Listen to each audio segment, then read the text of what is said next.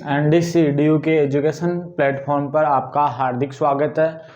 हाँ, तो हमने अपने लास्ट क्लास में हम प्रश्नावली 6.2 पर हम अपनी चर्चा कर रहे थे और आज हम अपनी जो चर्चा है वो इसी प्रश्नावली पर कंटिन्यू रखेंगे। 6.2 जो प्रश्नावली थी उसके हमने 7 क्वेश्चन कंप्लीट कर लिए थे और मेरे को उम्मीद है कि आपने वहाँ तक पूरा कंप्लीट किया होगा और आप पूरी क्लास का आनंद ले रहे होंगे। और आज हम उससे आगे बढ़ेंगे। उससे पहले मैं आपको एक बात बताना चाह रहा हूँ कि आप घबराइएगा मत। घबराने की आपको कतई ज़रूरत नहीं है, क्योंकि जब तक मैं आपके साथ खड़ा हूँ हर एक चैप्टर आपको सही ढंग से करवाया जाएगा। हर एक चैप्टर आपकी जो नींव है वो यहाँ से हर एक चैप्टर की तैयार की जाएगी। इसलिए आपको घबराने की कतई ज़रूरत नहीं है जब तक मैं आपके साथ हूँ, और आपको हमारा साथ देने की ज़रूरत है उसके लिए। ठीक है, तो आप हमारे साथ बने रहिए और मैं आपको हर एक चैप्टर बड़े बेसिक से क्लियर करवाता चलूँगा। बस आपको करना क्या है, आपको क्लासेस देखनी है और उन पे थोड़ा बहुत वर्क करना है। तो आज हम क्वेश्चन कंटिन्यू करेंगे। अब हम अपना टाइम खराब नहीं करके आगे बढ़ते हैं। क्वेश्चन नंबर 8 पे, जो प्रश्नावली 6.2 का क्वेश्चन नंबर 8 है वो क्या है देखना। क्वेश्चन नंबर 8 का क्वेश्चन हमारे पास है कि प्रमेय 6.2 का प्रयोग करते हुए सिद्ध कीजिए कि प्रमेय 6.2 का प्रयोग करते हुए सिद्ध कीजिए कि प्रमेय 6.2 का प्रयोग करते हुए सिद्ध कीजिए कि एक त्रिभुज के किन्हीं दो भुजाओं के मध्य बिंदु एक त्रिभुज की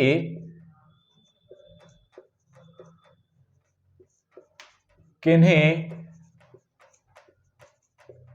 दो भुजाओं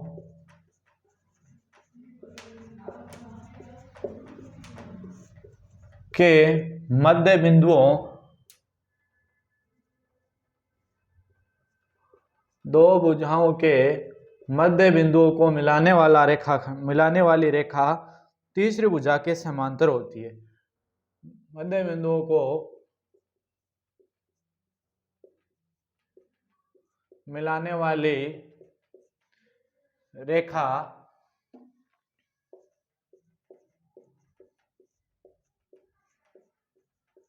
तीसरी भुजा के समांतर होती है। तो ये हमें देखना, इसमें आपको एक बार क्वेश्चन वापस पढ़ना है। ये बोल रहा है कि प्रमेय 6.2 का प्रयोग करके हमें सिद्ध करना है।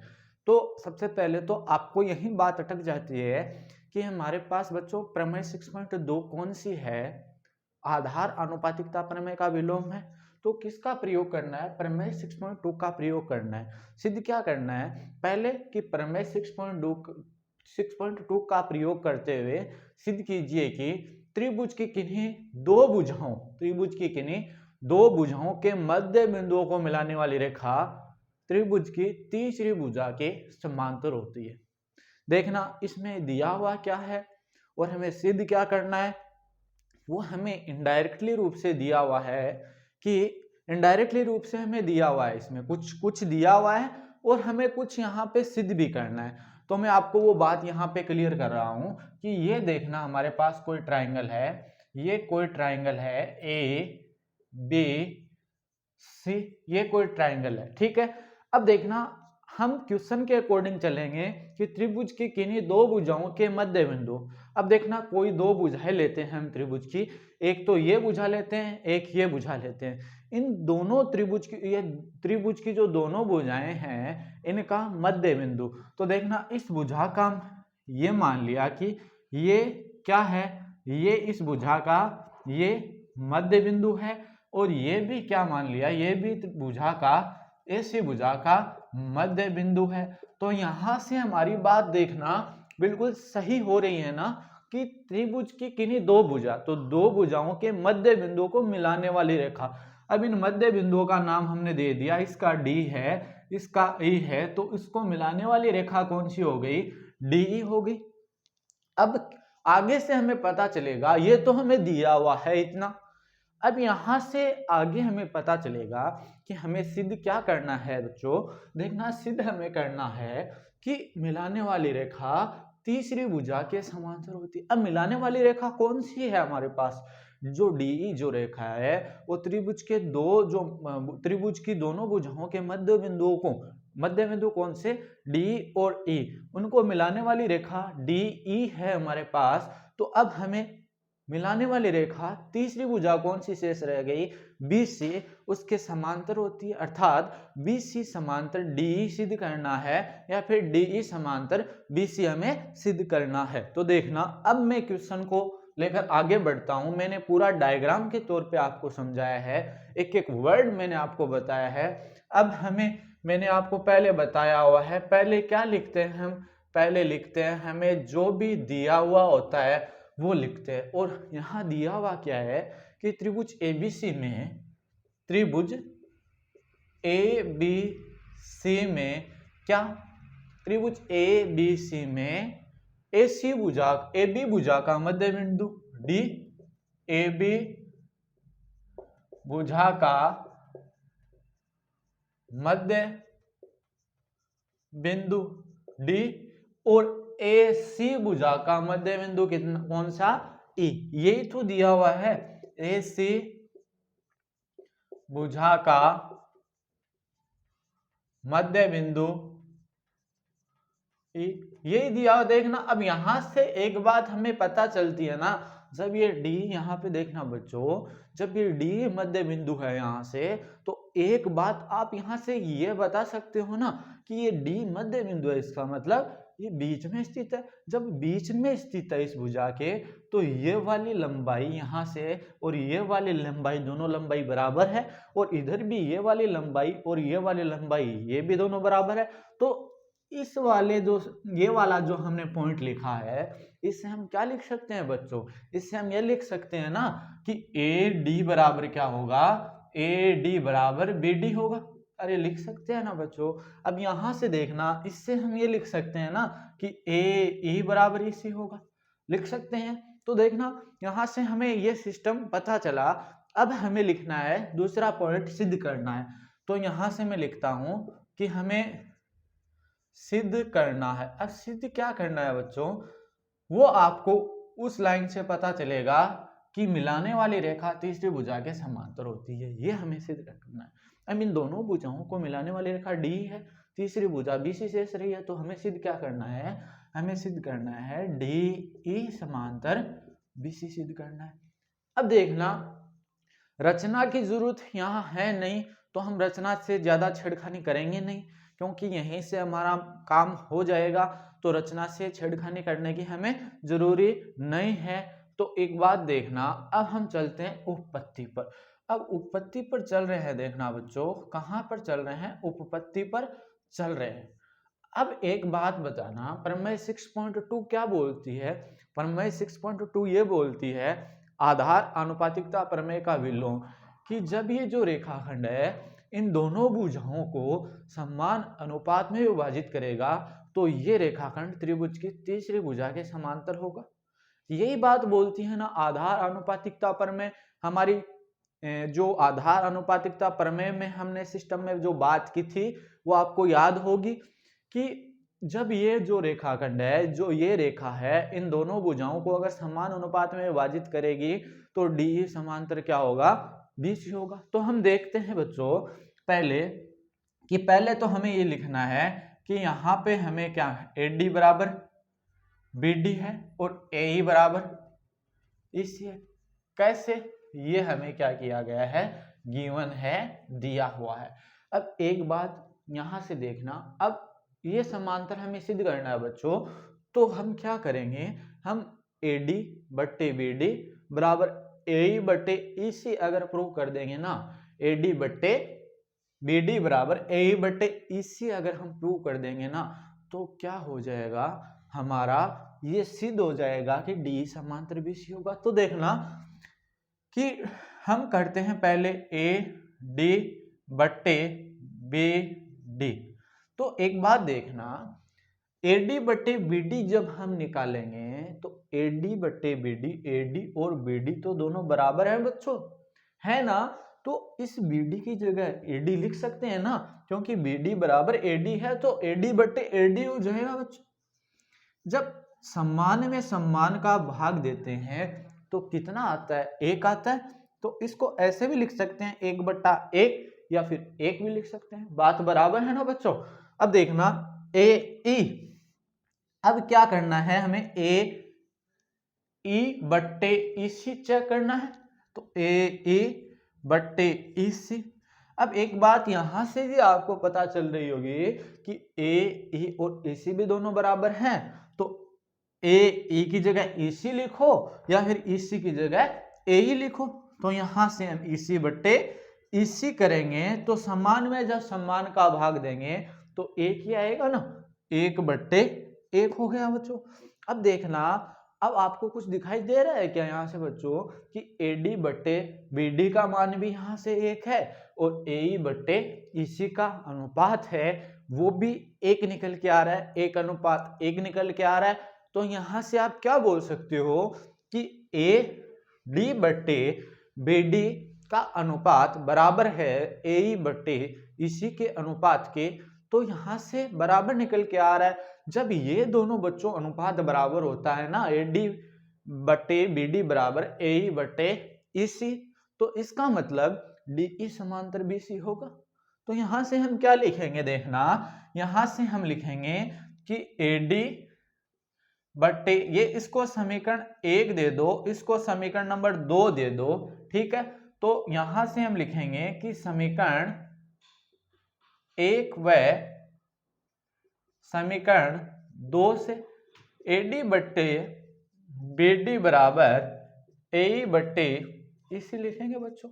अरे बराबर है ना, यहां से आप देख रहे हो समीकरण 1 व 2 से, तो इसका मतलब ये है। तो अब क्या लिखेंगे, प्रमेय 6.2 से।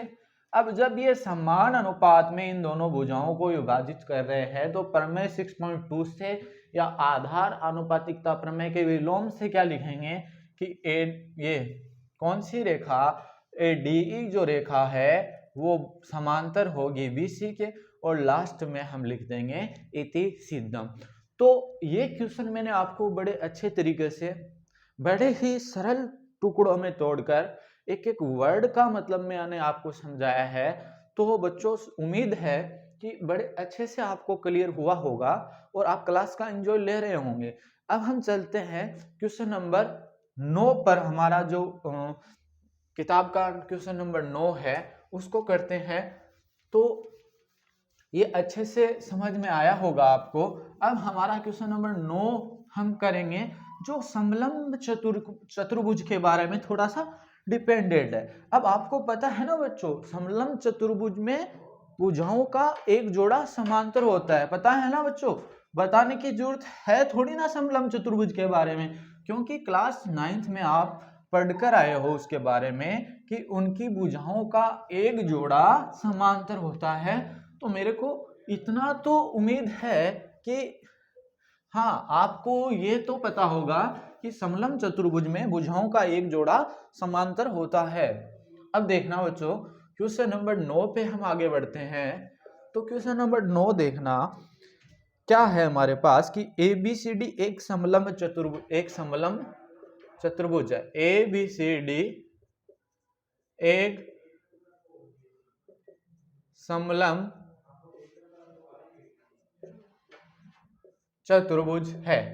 क्या है बच्चों, ABCD एक समलंब चतुर्भुज है जिसमें अब इसमें भुजाओं का एक जोड़ा समांतर होता है। तो इसने बताया है जिसमें AB समांतर क्या है, CD है, ठीक है, तथा इसके विकर्ण परस्पर बिंदु O पर प्रतिच्छेद करते हैं, तथा इसके विकर्ण परस्पर बिंदु O पर प्रतिच्छेद करते हैं। ठीक है बच्चों, दर्शाइए कि AO बट्टे BO बराबर CO बट्टे DO होगा। दर्शाना क्या है, AO बट्टे BO बराबर CO बट्टे DO होगा। दर्शाना का मतलब क्या है, हमें सिद्ध करना है। अब देखना बच्चों, यहां से, अरे मैं ट्रायंगल कैसे बना रहा हूं देखना,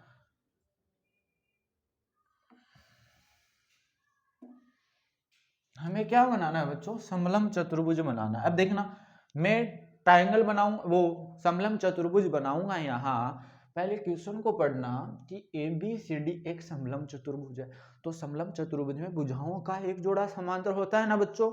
हाँ, तो देखना समलम चतुर्भुज हम बना रहे हैं कि ये और ये। अब देखना समलम चतुर्भुज का नाम भी हमें दिया गया है कि ABCD है। अरे दिया गया है ना बच्चों, क्या है समलम चतुर्भुज, ABC और D। आकृति हमें दी गई है या फिर हमें बनानी है, देखते हैं। आकृति हमें दी गई है या हमें बनानी है। देखना ABCD समलम चतुर्भुज हमें दिया गया है, ठीक है। ये C और ये D समलम चतुर्भुज हमें दिया गया है। अब देखना AB समांतर CD, इसका मतलब AB समांतर, ये भुजाओं का एक जोड़ा समांतर है तो समलम चतुर्भुज है। विकर्ण, ये जो इसके विकर्ण है ये रहा। विकर्ण क्या होता है, जब दो विपरीत शीर्ष को हम मिलाते हैं तभी तो विकर्ण बनता है ना। ये विकर्ण रहा, ये बिंदु O पर प्रतिच्छेद कर रहे हैं, ये लोसा बिंदु O पर हमने क्या करवा दिया, प्रतिच्छेद करवा दिया। लेकिन अब इस क्वेश्चन में हमें रचना की जरूरत होगी। पहले हमें क्या करना है, सिद्ध करना है AO बट्टे BO बराबर CO बट्टे DO हमें सिद्ध करना है। तो देखना बच्चों, पहले हम यहां से लिखेंगे, रचना की बाद में बात करेंगे। पहले हम यहां लिख रहे हैं, हमें क्या दिया गया है, दिया है।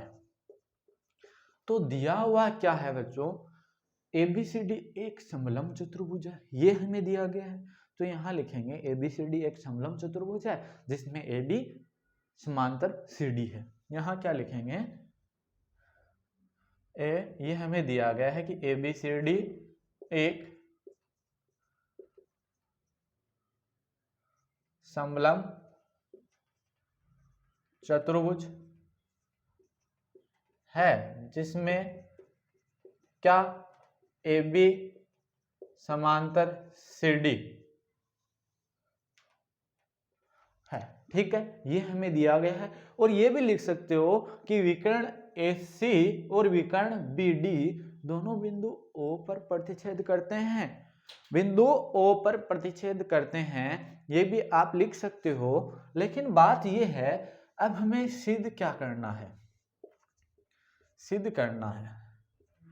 तो सिद्ध क्या करना है बच्चों, ये लिखा हुआ है कि AO बट्टे BO बराबर CO बट्टे DO हमें क्या करना है, हमें सिद्ध करना है।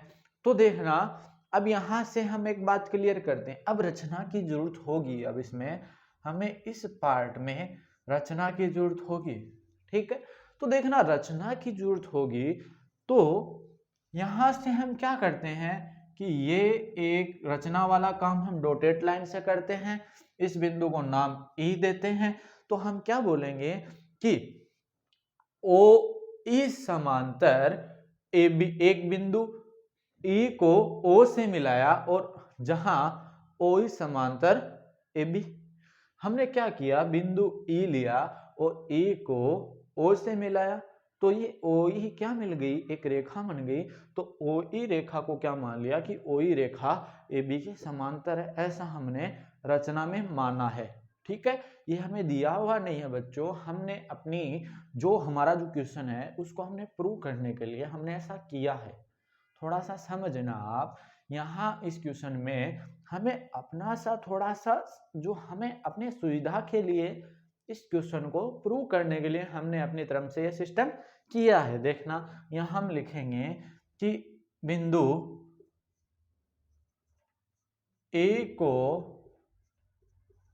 O से मिलाया,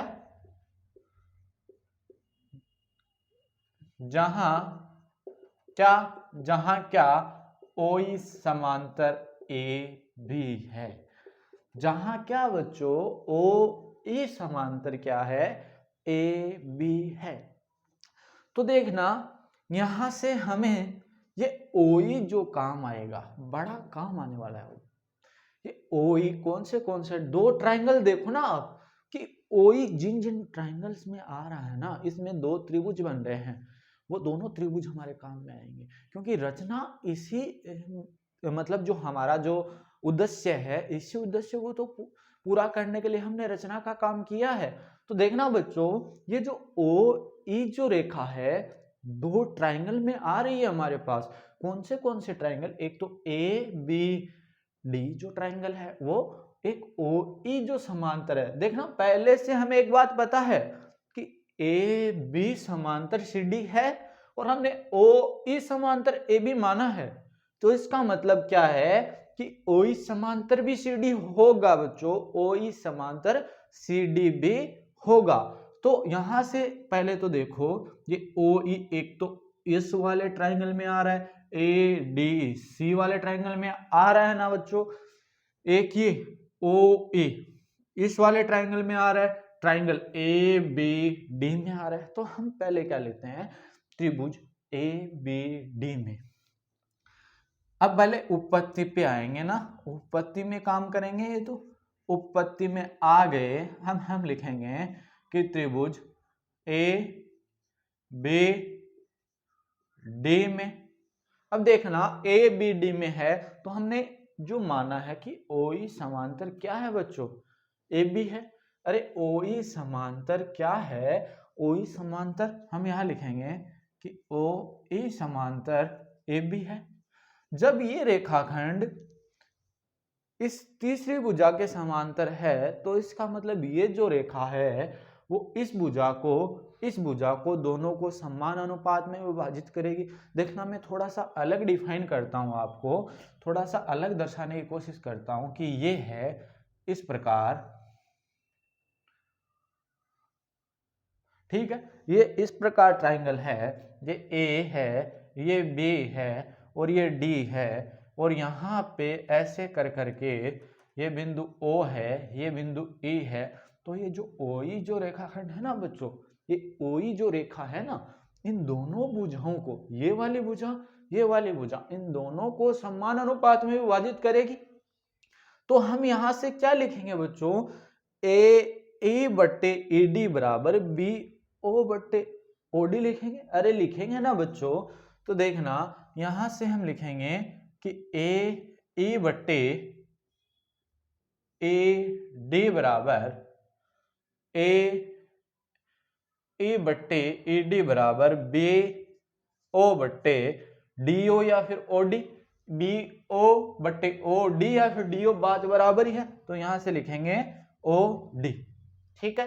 तो एक बात, ये कौन से सिस्टम से हमने बात की है, प्रमेय जो हमारे पास 6.1 थी, आधार आनुपातिकता प्रमेय से हमने ये लिखा है, ठीक है। क्योंकि त्रिभुज की किन्हीं दो भुजाओं, हमने क्या लिखा था, त्रिभुज की किसी भुजा के समांतर खींचा गया रेखाखंड त्रिभुज की अन्य जो दोनों भुजाएं हैं उनको समान अनुपात में विभाजित करेगा। और आपको पता है ये OE समांतर AB है।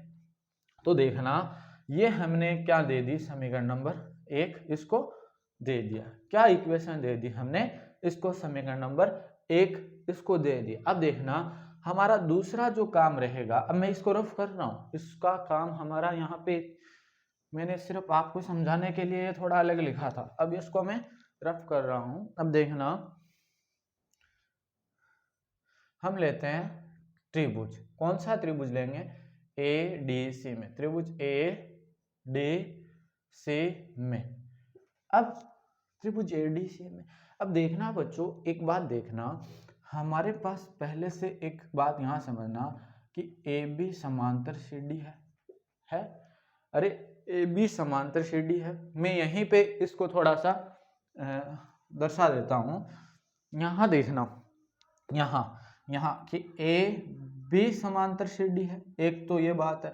उसके बाद में हमने रचना में क्या किया कि ए बी ओ ई समांतर ए बी है। तो देखना बच्चों, यहां से देखना, जब ए बी समांतर सीडी है और ओ ई समांतर ए बी है, तो देखना अब ए बी, इस ए बी की जगह अगर ये इसके समांतर, अब देखना ये ए बी का मान एक तरीके से है, तो ये दोनों भी समांतर है, तो इस ए बी की जगह अभी ओ ई रख दें, तो देखना यहां से हमारे पास ओ ई समांतर भी सीडी होगा, होगा ना बच्चों, ओ ई समांतर सीडी भी होगा।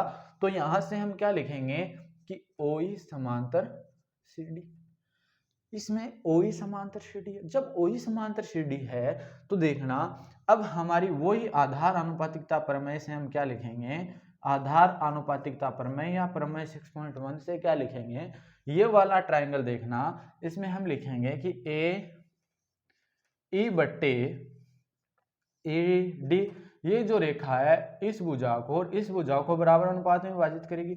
ए ओ बट्टे ओ सी या फिर सी ओ, ओ सी लिखो या फिर सी ओ लिखो, बात तो बराबर ही है ना बच्चों। अब देखना ये हमारे पास समीकरण नंबर 2। अब हम यहाँ क्या लिखेंगे, समीकरण 1 और समीकरण 2 को देखना बच्चों, ये भी ए ई बट्टे ई डी का मान है और ये भी हमारे पास ए ई बट्टे ई डी का मान है, तो ये दोनों के मान इक्वल है ना, दो ए ई बट्टे ई डी का मान है। तो देखना इस ए ई बट्टे ई डी की जगह ये मान रख सकते हैं ना, बी ओ बट्टे ओ डी रख सकते हैं ना। तो देखना समीकरण 1 व 2 से बी ओ बट्टे ओ डी बराबर ए ओ बट्टे ओ सी या फिर सी ओ होगा ना बच्चों, कोई दिक्कत होगी क्या, नहीं होगी। यहां से समीकरण जो ये 2 है, इसमें समीकरण 1 व समीकरण 2 से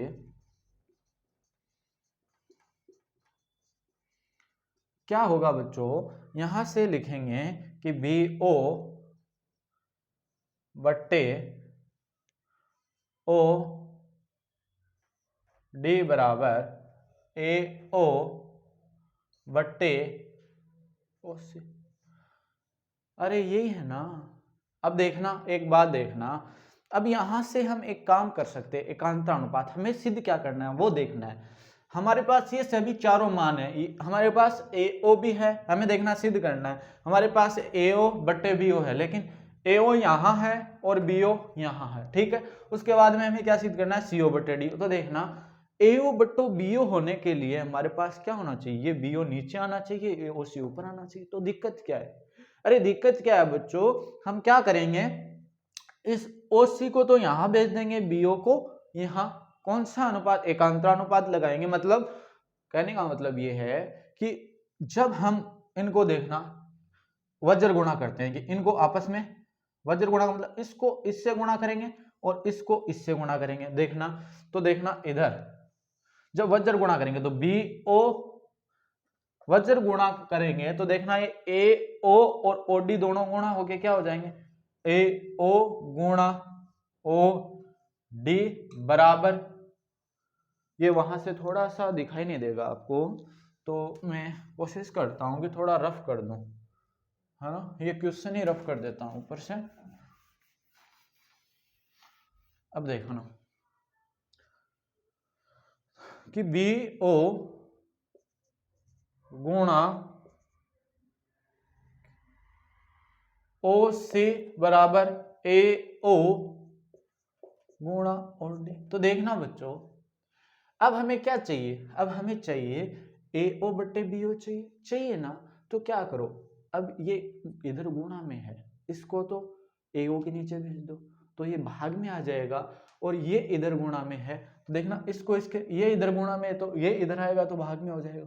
तो इसका मतलब ये तो सी ओ बट्टे डी ओ बराबर ए ओ बट्टे बी ओ हो जाएगा। तो अब इसको ऐसे भी तो बोल सकते हैं ना कि इसको इधर लिख दो और उसको उधर लिख दो, ये इधर लिखा हुआ है तो इसको इधर लिख दो, कि बात तो बराबरी है ना, कि ए ओ बट्टे बी ओ बराबर सी ओ बट्टे डी ओ लिखो, चाहे यही हमें क्या करना था, सिद्ध करना था। अब हम लास्ट में लिखेंगे इति सिद्धम।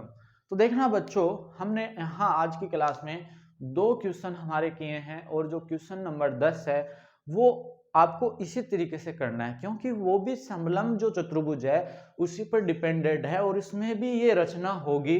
तो आपको इसी तरीके से क्वेश्चन नंबर 10 आपको स्वयं को करना है। और मैंने आपको जो सभी क्वेश्चंस बताए हैं इस प्रश्नावली के, तो एक क्वेश्चन सिर्फ आपके लिए मैंने छोड़ा है, तो उस पे तो आप अपना जो प्रैक्टिस है वो कर ही सकते हो। और आप हमारे साथ ऐसे ही बने रहिए, अपना प्यार हमें देते रहिए, माता पिता का सम्मान करें, बड़ों का आदर करें और ऐसे ही अपने कर्म पथ पर लगातार आगे बढ़ते रहिए। धन्यवाद।